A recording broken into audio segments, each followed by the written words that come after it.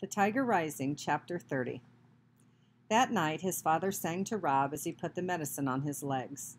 He sang the song about mining for gold, the one that he used to sing with Rob's mother, and when he was done with the medicine and the song, he cleared his throat and said, "Caroline loved that song."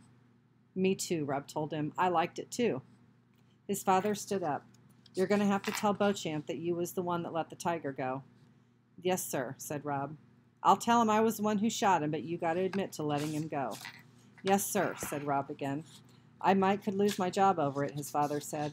"I know it," Rob told him, but he wasn't afraid. He thought about Beauchamp shaking hands. Beauchamp was a coward. He knew that now. "I thought I would tell him I could work for him to pay for what I done." "You can offer him up some reasonable kind of solution," his father said, "but it don't mean he'll go for it. There ain't no predicting Beauchamp, other than to say he's going to be mad."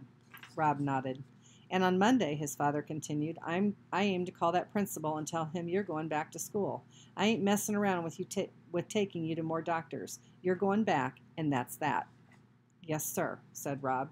He didn't mind the thought of going back to school. School was where Sistine would be. His father cleared his throat. "It's hard for me to talk about your mama. I wouldn't never have believed that I could miss somebody the way I miss her. Saying her name pains me." He bent his head and concentrated on putting the cap on the tube of medicine. "But I'll say it for you," he said. "I'll try on the account of you." Rob looked at his father's hands. They were the hands that had held the gun that shot the tiger. They were the hands that put the medicine on his legs. They were the hands that had held him when he was cried. They were complicated hands, Rob thought.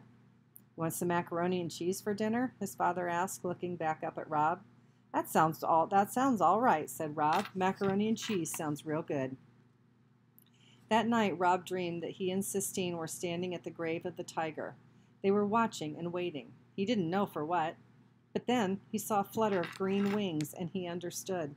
It was the wooden bird, only he wasn't made of wood. He was real. And he flew up out of the tiger's grave, and they chased him, laughing and bumping into each other. They tried to catch him, but they couldn't. The bird flew higher and higher until he disappeared into a sky that looked just like the Sistine ceiling. And in his dream, Rob stood and stared up at the sky, admiring all the figures and the colors, watching as the bird disappeared into them. "See," said Sistine in his dream, "I told you it was like fireworks."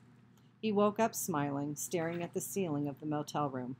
"Guess what?" his father called to him from outside. "What?" Rob said back. "There ain't a cloud in the sky," said his father. "That's what." Rob nodded. He lay in bed and watched the sun poke its way through the curtain. He thought about Sistine and the tiger he wanted to make for her. He thought about what kind of wood he would use and how big he would make the tiger. He thought about how happy Sistine would be when she saw it. He lay in his bed and considered the future, and outside his window, the tiny neon Kentucky star rose and fell and rose and fell, competing bravely with the light of the morning sun. And that's the end.